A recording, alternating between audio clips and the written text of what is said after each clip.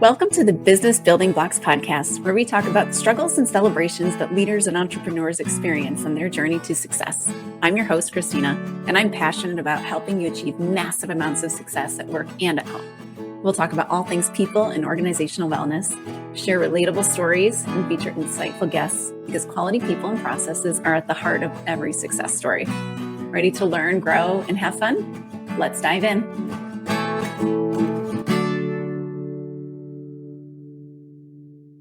Hello and welcome to the Business Building Blocks podcast. I'm your host, Kristina Schmitt. I was racking my brain as to what I should do for my next podcast episode because I like to give you either something to think about that you can take and expand to your own, or just some very concrete, something to take away, learn it, use it, and make your team better just directly. So it's a little bit of thought-provoking, a little bit of practical knowledge. And I mostly like to stick to at least a little bit of practical because what good is the information if we can't use it? So today I started looking through it and I'm like, I have never gone through the stages of a team. I have gone through how we learn as individuals and how we grow how we learn and develop, and how that associates to delegation. So I have a podcast episode of how to delegate right. So go check that out if you haven't checked it out yet. But in there, I talk about the 4 stages of how we learn and how that helps us walk an individual from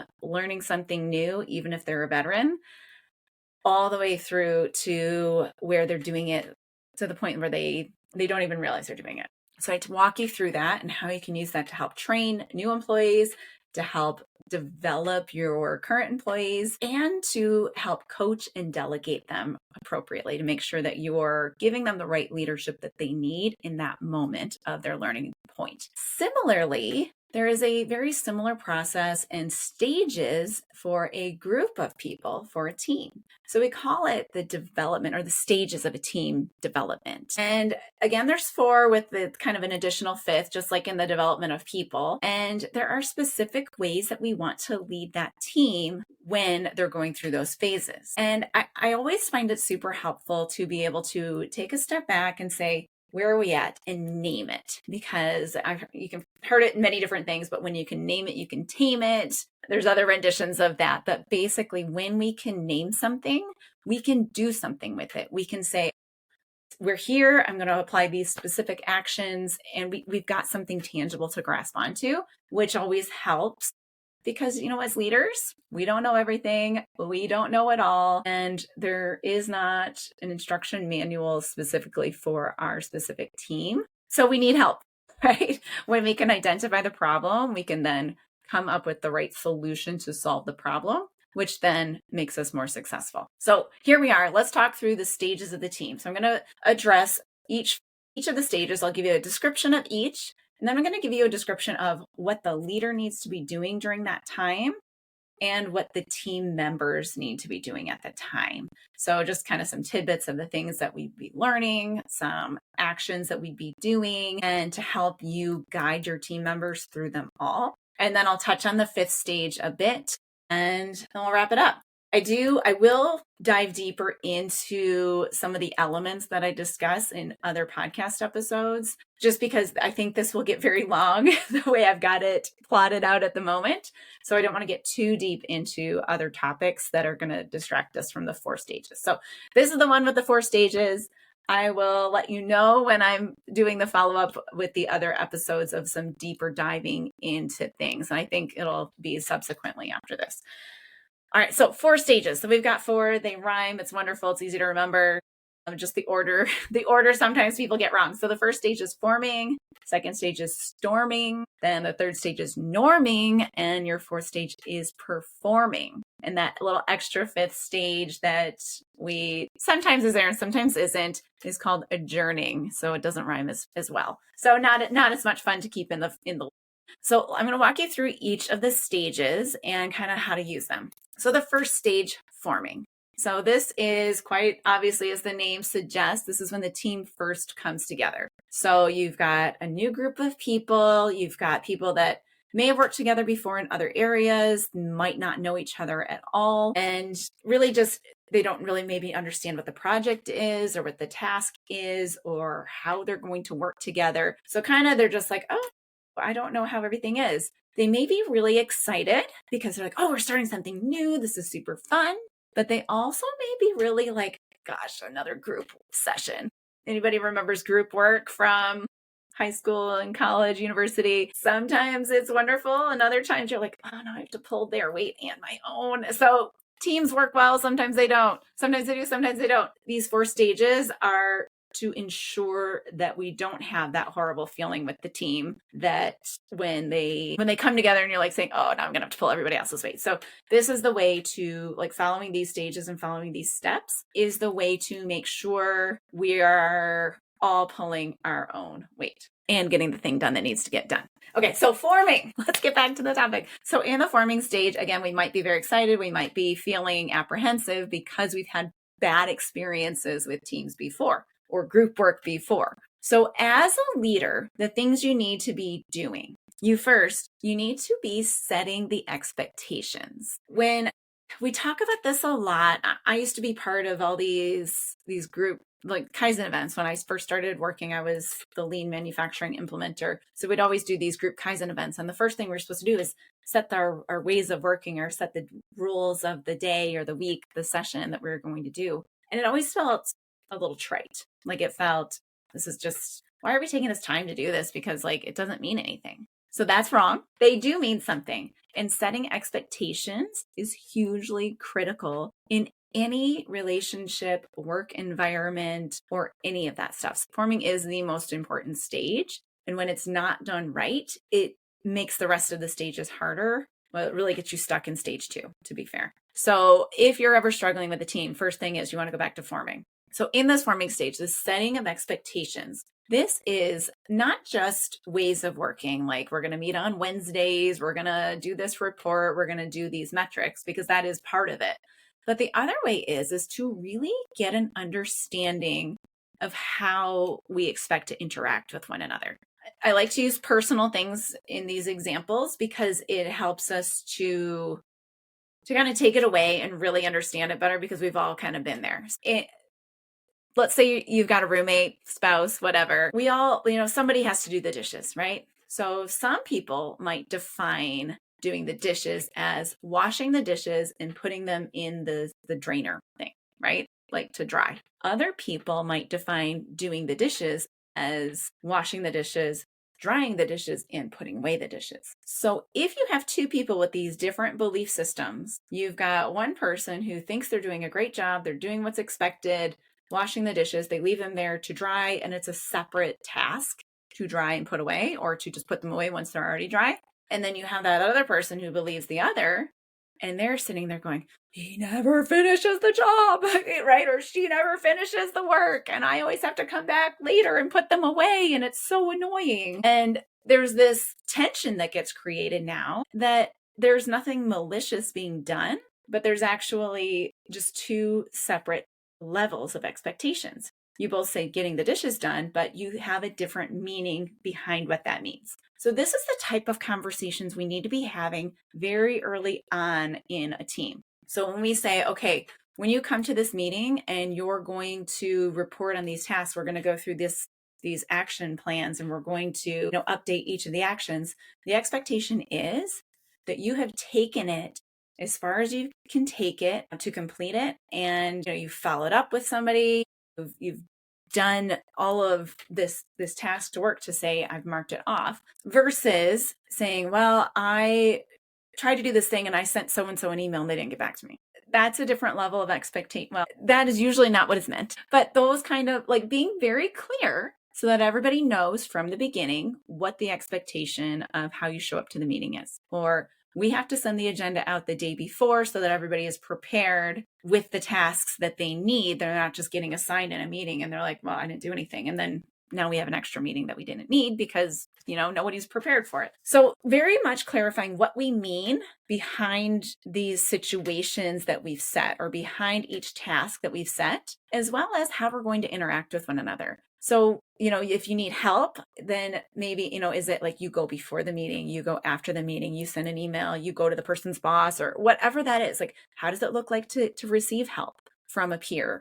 How does it look like to get an extension? How does it look like to ask for more money? Or how does it look like to assign tasks to somebody? Like what do those processes look like? A lot of times we see on those lists, we see something like be respectful. Okay, so what does that actually mean? Because again, respect might mean saying please and thank you, or it might mean having a conversation like, oh, how was your weekend? And how, and being like extra personable. So clarifying that, because sometimes we have misunderstandings that are around those sorts of expectations that are just misunderstood or misdefined or differently defined. So once we assign those, we start setting those expectations, we develop roles and responsibilities. So the leader initially would bring people into the team to meet certain roles and responsibilities of that team. The team would then work together to, again, clarify those expectations, as well as clarify how those roles and responsibilities work, and looking at, okay, what happens when they don't? What happens when we need an adjustment? Obviously, I've talked about Working Genius a few thousand times on this podcast. So when we do Working Genius with a team, we might say, you know what, you were brought in to be the task finisher, but you're actually super low on tenacity, but you're great at this part of it. So actually, we're going to take that part of your job and give it to this person, and you're going to take this portion of this person's job, and then we're going to move these tasks over here. And so you start sorting out how you're going to most efficiently do those roles and responsibilities. So that's part of what's happening within forming, and they can be adjusted again in any stage, but this sort of thing should be happening in forming. Getting to know one another is happening. So having that Working Genius workshop right in the front end of a team is going to help sort out a lot of things, both with how we work, but also with how we work with one another. So we deal one-on-one with one another. I like to use the example of somebody might have this genius of wonder linked with a genius of galvanizing. Okay, so they're wondering about something, but then sometimes it might sound like they're trying to get you going on it and go like with the galvanizing end.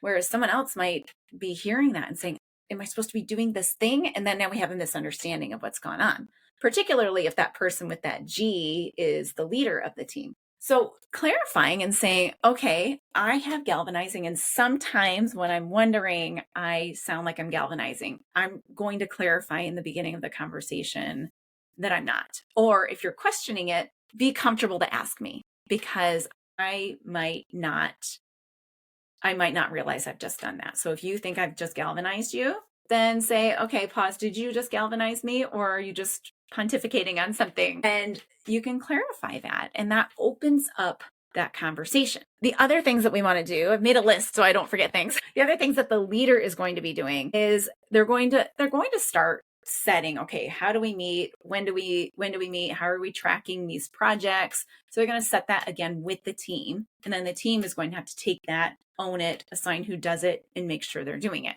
Amongst all of this team working and all these team working elements, the leader also needs to be supporting each individual that reports to them individually. So that is the coaching sessions. That is looking at those individual development things. Like maybe that person is struggling because they've never learned how to do this skill. So making sure that they're able to get that skill trained and they're getting sent to a training session if need be. That the leader is still very much supporting. And in terms of time for a leader, this forming stage is the most time. It's the same as if you have a new employee start. So I have an individual that needs to be onboarded. That leader is going to be taking more time. You're going to be meeting more one-on-one with the person. You're going to be making sure they understand things. You're going to be checking in. How are you doing? How are you getting along with everyone? How is this project going? How are you learning with this? How are you feeling? So all of these sorts of things that happen when you bring an individual on also happen with the team.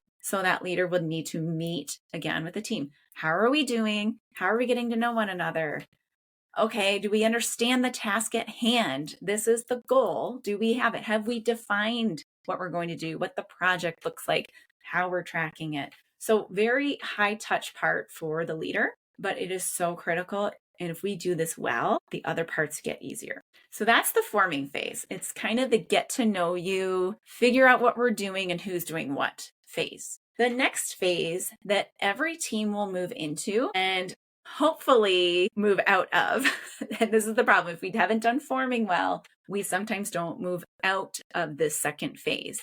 So the second phase is storming. This is kind of what it sounds like, where you're starting to have little explosions of personalities, misunderstandings, trying to clarify who's really doing this role or how am I actually doing this. So we've set an expectation and a standard, and now we're using that expectation and that standard. So this is the time when we have to address the conflict that comes up, and we need to revisit and adjust our expectation, our ways of working, have these conversations out, because, sometimes this is when the fighting starts to happen. So this is where I age myself a lot, and maybe I Americanize myself a lot.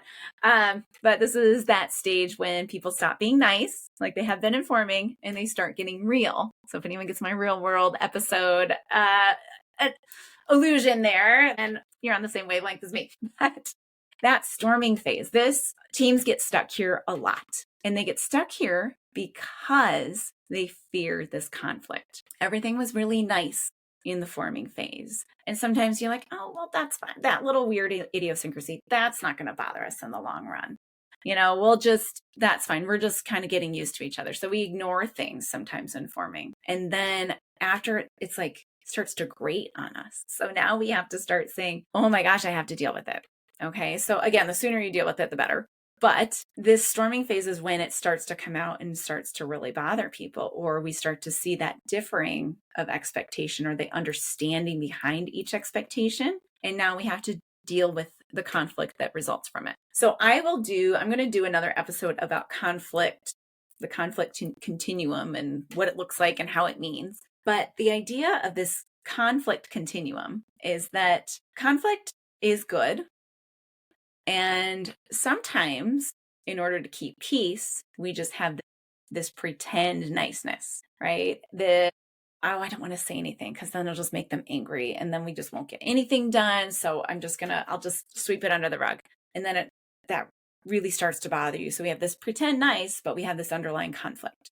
Usually you'll see sidebar meetings, you'll see a lot of like after the fact sort of happening, versus you've got just downright mean, right? So you've got one end of fake niceness and another end of like malicious. Okay, obviously we don't want to be on either end. We want to be somewhere in the middle, and I usually say somewhat left of center. So a little bit on the nicer side of center, because, we all know our averages. We're going to spill in either direction, and we'd rather spill a little bit nice rather than mean. So again, it's not about just getting along all the time, but it's about, okay, we have something that's not working out. Let's deal with it. And it's being able and comfortable enough to call it out, deal with what is happening, and understand, is it a misunderstanding? Is it a change that we need to make? Is it something that how do we deal with this? How do we solve the conflict? Because if the team doesn't work, the project doesn't work.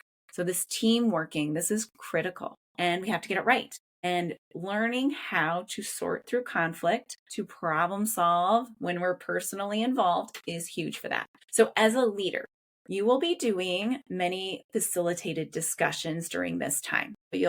Someone's going to say, so-and-so isn't pulling their weight. And someone's going to say, so-and-so is always telling me what to do. So you're going to have some conflict right here. And they're both telling you something maybe in a one-on-one. Your job, bring them together and let's have this conversation out. So might sound scary, might be like, oh, they just don't get along and I just don't want to deal with that. But that's your job. That is your job in this phase. You're in this storming phase, and you need to help people deal with it. Otherwise, they're never going to be able to work together. It's going to only get worse. And what will happen is anybody who works beneath them will get worse, and they won't want to work in each other's teams. They won't want to work together.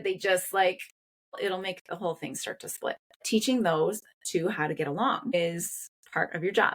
Yes, it sounds like parenting, doesn't it? So you're going to sit them down. You're going to facilitate these conversations. You're going to say, okay, you're saying this, you're saying this. Basically, you're going to teach them how to have a conversation. I will likely do another podcast episode about that, because there is a lot more to get into about the nuance of how do we have these conversations? How do we teach others to have these conversations? And starting to expand it from there, because that is really the crux of storming. It's finding where the rough spots are and addressing them. Again, it'll look like facilitated conversations. It'll look like adjusting roles and responsibilities. It'll look like reminding people of the standards that we set in forming. and following up with that. It'll also look like adjusting those standards, adjusting those, or re-clarifying what they actually mean, because typically that's what we find, is that you'll set an expectation and then we'll see that, well, not everybody fully understood what that meant. So let's adjust it, let's clarify it, and let's make a note so that when someone else joins our team, we can really make sure that they understand it as well. So the next phase that we'll move into, I really consider this one a transitional phase, but it's the norming phase. So this is when the team will start to walk on their own a bit. So if you've done a really good job of setting the standards and forming, and a really good job of helping them to learn to deal with conflict amongst themselves in storming. Now, norming is where, as a leader, you're encouraging them. So they might come to you again, like maybe for the third time over, with maybe a different, similar conflict, but a different conflict. And you'll say, okay, well, remember how we dealt with it with this one? What do you think you should do first? What would you do? And how are you going to do that? Okay, so you're going to go do that. So you're going to start encouraging them to have those conflict resolution conversations on their own. We're going to encourage that to happen, maybe with a little bit of your support as you're kind of coaching each one, before they go into the conversation, or maybe saying, you know how to deal with it, right? What would you do? Okay, go do it. So, and then encouraging them, just go take it on. You can deal with this. This is your role. And this is where they start to gain confidence. So if we remember, confidence building is really just about gaining experiences, disprove your deep-seated thoughts, right? To change those deep-seated thoughts, and it'll help you to say, yeah, I guess that is correct, isn't it? So this is that stage where you're pushing them to do more on their own, and you're starting to step back. So you might say, you know what, you don't need me in this meeting this week. You guys take it on your own, and then team leader, come tell me how it went. And this is when you start to get your time back a bit more. Okay, so this is your reward for all your work up front and really being high touch in forming, dealing with a lot of the people stuff in storming. Now, norming, you start to take a step back. Now, leaders, this might feel hard.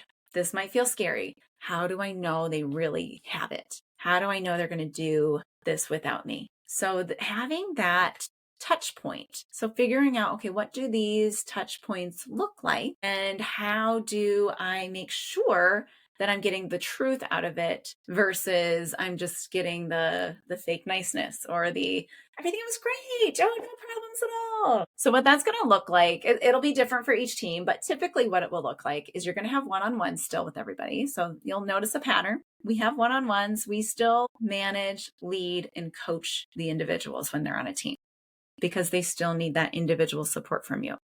But this team dynamic, you're supporting them with learning their team dynamics. So you're going to get a little bit more pointed about how the team dynamics are working in those one-on-ones. You also can come and visit, right? Say, I'm not going to come every week to your meeting, but I'm going to come once a month. So I'll just come. I'm going to be a fly on the wall, but I just want to come, see how it's going. You guys are transitioning out onto your own, and, I trust you, but I just want to make sure that, it's my job to make sure that you guys are successful. So I want to make sure I'm supporting properly. So you visit every now and again, and you're asking about conflict. Okay, well, are you sensing any conflict amongst the team? Or get real specific, because you probably know some conflict. We can observe things from the outside as well. So just be specific, dig into it in those one-on-ones, and visit. And you can ask some questions when you're visiting as well. And your your fourth stage, I guess we'll say, is performing. So again, this is your big reward. If you've done your setup well in forming, you've taught them to deal with the conflict, with simple conflicts in storming, and you can start to really get good at keep coaching them through norming, and so they can take higher level conflicts. Performing is when they're really dealing with most of it on their own. They've learned the skills, they've practiced the skills, they've built the confidence. Now it's just a normal thing. To go back to how I talked about the learning cycle and the delegation, they're doing it subconsciously, or they're doing it unconsciously, the word I'm looking for, because it's become such a way of working for them that hey, we have conflict, let's deal with it. This is like your dream spot, right? This is when that team is functioning well. You don't need to be high touch with them. You do still need to lead the individuals, right? You're having the coaching sessions with the individuals, and you still need a very smooth way of getting data because you're ultimately still responsible for what happens on that team. This is that big difference between delegation and abdication. So again, when you're starting a team, you're essentially delegating tasks. It could be, you could have a whole location, right? So you're delegating an entire huge task to another team, but you're essentially delegating tasks to a group of people instead of just an individual one. And you can't just abdicate it. You can't just say, you guys, your job, sayonara. You can't do that. And if you do these stages well, when you get to performing, your reward is that they are doing it without you, but you still need some kind of a checkpoint. So again, it's metrics reviews, it's coaching sessions, and maybe it's a kind of a once a year strategy update or something like that, or quarterly strategy update where they're working with you and they're kind of telling you where are we going. You're getting to ask questions. You're kind of saying, okay, that looks great. What about this? And how do we feel about that? And who's going to do that? And what resources do you need? Okay, awesome. Ready to go. So those are your 4 main stages of a team. And again, identifying where you are on this continuum is extremely helpful for how you should be leading. Side note here, if you're not sure where you are, or you're like, well, we might be a norming and you're not really sure, go back to forming. Always, when in doubt, go back to forming, double check, make sure it's all good, and then start to build those skills of managing the conflict. So, because that is really what's going to keep you stuck in storming. And a sidebar here as well, whenever you get a new team member, so someone leaves, someone new comes in, you have to go back to forming. It will be faster because you're only onboarding one person, but you have to go back to forming because this person doesn't know other people. They don't know the ways of working. They don't know really the real meaning behind the expectations that they've set, or they may not have been told them at all, right? So you have to go back, you have to share it with them. The whole team should be involved in like teaching them, holding them accountable to them, and bringing them on board so they start to really assimilate with the rest of the team as well. And that final stage that isn't always present is adjourning. But it's somewhat present if somebody leaves and somebody comes in, right? So that person leaves, so the team is somewhat adjourning there. But sometimes our teams are project teams. So let's say you're launching a new program and you work together for 3 years and then you're done. Okay, so there's a couple of very hardcore things that need to happen and a couple of soft, feely things that need to happen. So the leader needs to make sure that all the things that need to be documented are documented, they're filed where they need to be, any kind of follow-up or communication that's supposed to happen, or it has to come back to that team or to that area is available and taken place. But also there's grief that comes with change, with something ending. It could be something horrible that ends. There's still grief that comes with it. So you still have to help your team deal with the grief. So you need to give them time to deal with the grief. You need to be there for them to deal with the grief, and you need to get them on to the next thing so that we continue to move forward as well. So there is an element of hard stuff and soft stuff that has to happen, whether it's just one person leaving or the whole team breaking away. So if you are starting a team or you have a team, this is a great way to kind of check in. How are we doing? Have I done the things that I need to do? And are they doing the things that they need to do to make that team successful? If you would like some help with your team, I have resources. I've got Working Genius workshops to jump in through in the forming phase. I've got facilitated workshops that we can do to help learn some of the conflict skills and strategies that we can do. I've also got individual coaching that is hugely helpful for the leader, because as a leader, if you've never done this before, you're going through a lot of grief and change and learning, and you need some support in order to support your team well. It's putting on your oxygen mask. So reach out, let's have a chat. Let's see where you are, what you're doing, and if I can help or not. So it's always great to have someone to chat through. I have my synchronous coaching. So like when we actually sit down one-on-one together, and I've also got the asynchronous coaching available. So we have one sit down with that, and we can continue to kind of go back and forth and have touch points regularly. So we'll leave the links to both of those information pages in the show notes. And, if you're just really just not sure, just reach out and book a call with me, and we'll have a fantastic chat so that we can see what's needed. All right. If you enjoyed today's episode, please like it, share it with a friend, and leave a review and or a comment on the YouTube. This is how we get the word out. This is how we get more education in front of people so they can have better teams, better businesses, and better home lives. So I will see you on the next episode of the Business Building Blocks podcast. Thanks for tuning in to the Business Building Blocks podcast. If you enjoyed this episode, make sure to subscribe so you don't miss what's next. If you found value in our conversation, please leave a quick review, like, or share. It helps us reach more amazing listeners like you. For more resources and insights, visit KristinaSchmitt.ca, where you can find tools and support to empower your leadership journey. Thanks again for listening, and we'll see you in the next episode.